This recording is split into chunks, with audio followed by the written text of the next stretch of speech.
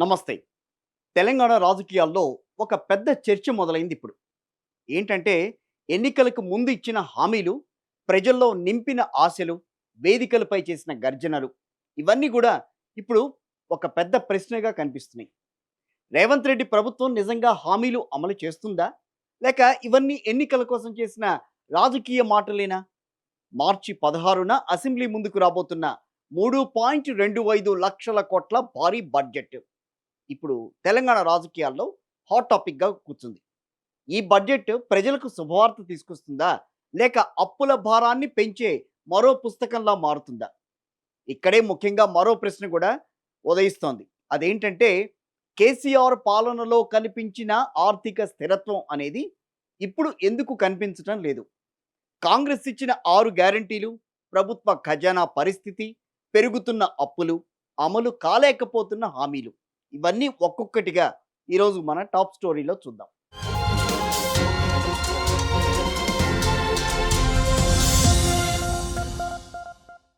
సరిగ్గా 2 ఏళ్ల క్రితం తెలంగాణ రాజకీయాల్లో ఒక భారీ మార్పు అయితే వచ్చింది. ఎన్నికల సమయంలో కాంగ్రెస్ పార్టీ ఇచ్చిన 6 గ్యారంటీలు ప్రజల్లో ఒక కొత్త ఆశను చిగురింపజేశాయి, నింపాయి.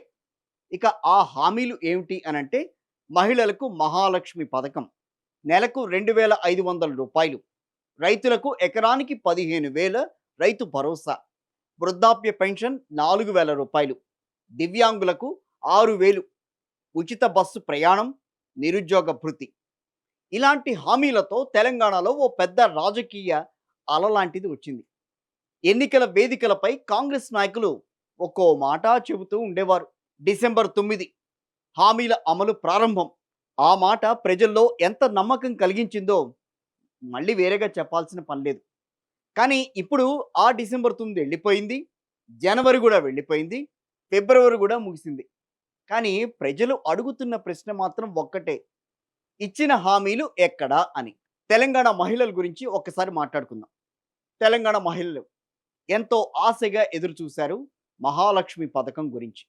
నెలకు 2,500 రూపాయలు వస్తాయని చాలా కుటుంబాలు కొన్ని లెక్కలు కూడా వేసుకున్నాయట. కానీ ఇప్పుడు పరిస్థితి ఏంటి? ప్రభుత్వం చెబుతున్న మాట ఏంటి? అర్హుల గుర్తింపు జరుగుతోంది అని అంటున్నారు. ఇది విన్న ప్రజలు అడుగుతున్న ప్రశ్న ఒకటే. ఎన్నికలకు ముందు అర్హులు కనిపించలేదా? అమలు చేయాల్సినప్పుడే అర్హులు ఎందుకు కనిపిస్తున్నారు మీకు? అని ప్రజలు ప్రశ్నిస్తున్నారు. ఇంకా చాలామంది మహిళల ఖాతాల్లో ఒక్క రూపాయి కూడా ఇప్పటికీ పడలేదు. ఇక్కడే ఒక పెద్ద సందేహం కూడా వస్తుంది. అసలు ప్రభుత్వానికి నిజంగా ఈ పథకం అమలు చేసే ఆర్థిక శక్తి ఉందా? లేక కేవలం ఎన్నికల్లో లబ్ధి పొందేందుకు మాత్రమే ఆ గాలివాటం హామీలు ఇచ్చారా అనే అనుమానం సగటు సామాన్యుడికి కలుగుతోంది. ఇక ఎన్నికల సమయంలో చెప్పిన మాటలు ఇప్పుడు అధికార పార్టీకి భారంగా మారాయా అనే ప్రశ్న తెరపైకి వస్తుంది. ఎన్నికల సమయంలో మరో భారీ హామీ ఇచ్చారు.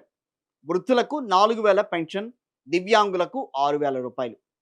ఈ హామీలు విన్న చాలామంది వృద్ధులు నిజంగానే చాలా సంతోషించారు. కానీ ఇప్పుడు బయటికి వస్తున్న సమాచారం ఏంటనంటే ప్రభుత్వం ఒకేసారి పెంచలేకపోతోంది అని. ఎందుకుట? ఖజానాపై భారీ భారం పడుతుందిట. అందుకే ఇప్పుడు ఒక కొత్త ప్లాన్‌తో ముందుకొస్తోందని అంటున్నారు. ఎలా అంటే మొదటి విడతలో కేవలం 500 రూపాయలు ఏస్తారట. అంటే 500 రూపాయలు పెంచుతారు. రేవంత్ సర్కార్ తీసుకున్నట్టుగా తెలుస్తోంది. అంటే 4,000 అనే మాట ఇప్పుడు నిజమవుతుంది.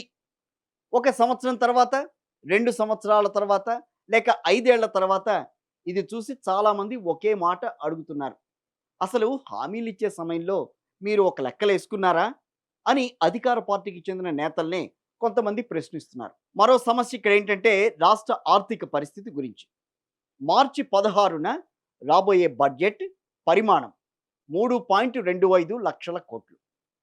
3.25 లక్షల కోట్లు. నిజంగా ఇది వినడానికి చాలా పెద్ద సంఖ్య. కానీ ఇందులో ఒక పెద్ద నిజం మాత్రం దాగుంది.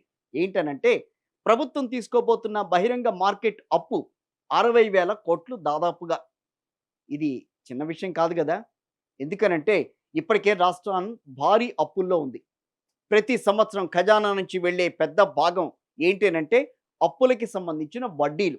అంటే కొత్త పథకాలు అమలు చేయడానికి ముందే పాత అప్పులనేవి ప్రభుత్వాన్ని వెంటాడుతున్నాయి. ఇక ఉద్యోగుల జీతభత్యాలు, పెన్షన్లు, సంక్షేమ పథకాలు ఇవన్నీ కలిపి చూస్తే ఖర్చు మరింత పెరుగుతోంది. ఇక్కడ ఒక ప్రశ్న ఉదయిస్తుంది ఎవరికైనా సరే. అప్పులు తీసుకుని సంక్షేమం నడిపించటం అనేది ఎంతకాలం సాధ్యమవుతుంది? ఎవరికైనా సరే. ఇక్కడ రాష్ట్రం అనే కాదు, పక్క రాష్ట్రం కాదు. ఏ రాష్ట్రంలో అయినా పరిస్థితి అదే. సో, ఈ పరిస్థితినే ప్రతిపక్షం గట్టిగా ఉపయోగిస్తోంది. ప్రత్యేకంగా బీఆర్ఎస్ నాయకత్వం ఇప్పుడు ప్రభుత్వం మీద తీవ్ర విమర్శలు చేస్తోంది. వారి ప్రధాన ఆరోపణ ఏంటి? ఎన్నికల హామీలలో 95% ఇంకా అమలు కాలేదని రేవంత్ ప్రభుత్వాన్ని బీఆర్ఎస్ నాయకులు తూర్పారబడుతున్నారు. టార్గెట్ చేసుకుని విమర్శలు కూడా గుప్పిస్తున్నారు. సో, ఇంకా కొన్ని ఉన్నాయి. ముఖ్యమైన విషయాలు ఏంటంటే రైతు రుణమాఫీ. ఇప్పటి వరకు దాని మీద ఒక స్పష్టత అనేది లేదు. ఇక నిరుద్యోగ భృతి, కొత్త నోటిఫికేషన్లు రావడం అస్సలు ఎక్కడా కనిపించట్లే. ఇవి చూసి చాలామంది యువకులు కూడా అసంతృప్తి వ్యక్తం చేస్తున్నారు. రాజకీయ విమర్శకులు, విశ్లేషకులు చెబుతున్న మరో విషయం ఇక్కడ ఏంటంటే ప్రభుత్వం ఇప్పుడు ఒక క్లిష్ట పరిస్థితిలో ఉంది. హామీలు అమలు చేయాలి, లేదంటే ప్రజలు కోపంలో వెళ్ళిపోతారు. అమలు చేస్తే ఖజానాపై భారీగా భారం పడుతుంది. అంటే ఇక్కడ రేవంత్ రెడ్డి ప్రభుత్వానికి రెండు వైపులా కూడా ఒత్తిడి ఉందన్న నిజం బయటికి కనిపిస్తోంది. ఇక్కడ ఇప్పుడు మరో చర్చ కూడా నడుస్తోంది. ఏంటనంటే చాలామంది ఒక పోలిక కూడా తీస్తున్నారు దీనికి. కేసీఆర్ పాలనలో అంటే గత పాలనలో కూడా సంక్షేమ పథకాలు చాలానే నడిచినాయి. ఆ సంక్షేమ పథకాలని కొనసాగిస్తూ రావాల్సిన పరిస్థితి. అందులో ఏంటి, రైతు బంధు గురించి కానీ, రైతు బీమా కానీ, ఆసరా, పెన్షన్లు, కళ్యాణ లక్ష్మి, దళిత బంధు, ఈ పథకాలు ప్రజలకు నేరుగా లబ్ధి చేకూర్చాయి బీఆర్ఎస్ హయాంలో, కేసీఆర్ హయాంలో.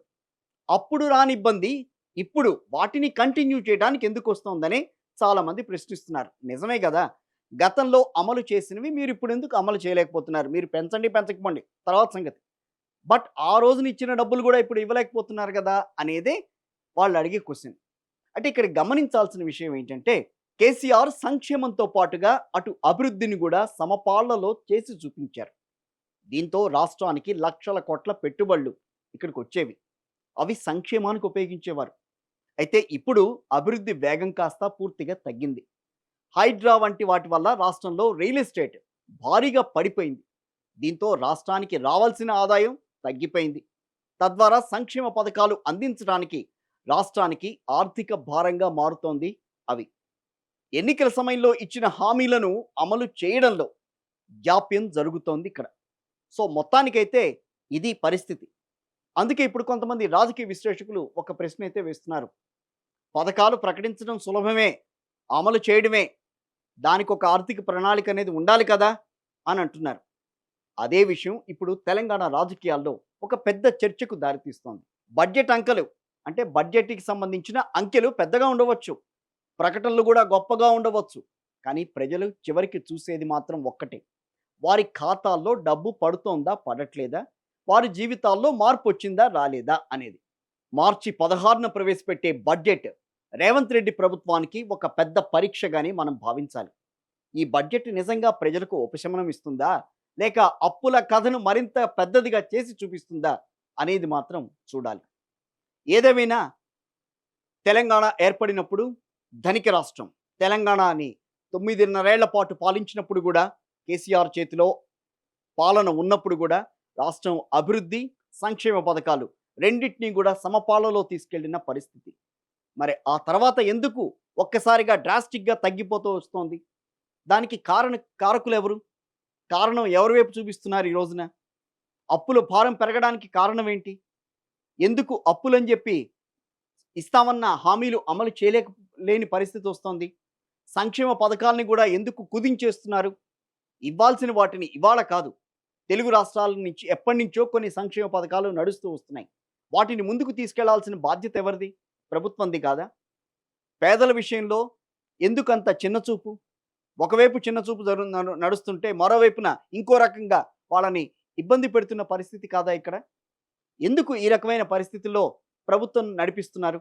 ఒక పక్క డబ్బు లేదని అంటున్నారు, మరో పక్కనేమో పెద్ద పెద్ద ప్రాజెక్టులు కడతాం, పెద్ద పెద్ద అవి తీసుకొస్తాం, ఇవి తీసుకొస్తాం అని చెప్పి ముందుకు వస్తున్నారు. ఎక్కడి నుంచి వస్తున్నాయి డబ్బులు?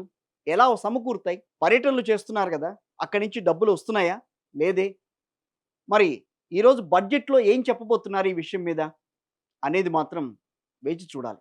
బడ్జెట్ అనేది లోటు బడ్జెట్ కింద ఏ రకంగా చూపిస్తారు, లోటు బడ్జెట్‌ని మేము ఏ రకంగా పూడ్చే ప్రయత్నం చేస్తున్నాం అనే విషయం మీద మాట్లాడతారా? పథకాల విషయానికి ఎంత కేటాయిస్తున్నారనేది చెప్తారా? వ్యవసాయ రంగానికి కేటాయించేది ఎంతని మాట్లాడతారా? ఇచ్చిన హామీలు అమలు చేసేందుకు ఎంత బడ్జెట్ దాంట్లో కేటాయిస్తారు? ఇవన్నీ గూడా ఇవాళ తెలిసిపోతాయి. ఏం చెప్తారు అనేది వేచి చూడాలి. సో, అది తెలంగాణ ప్రజలకు ఏ రకమైన ఊపిరిని అందిస్తుంది అనేది కూడా వేచి చూడాల్సిన పరిస్థితి. ఇది ఇవాల్టి మన టాప్ స్టోరీ.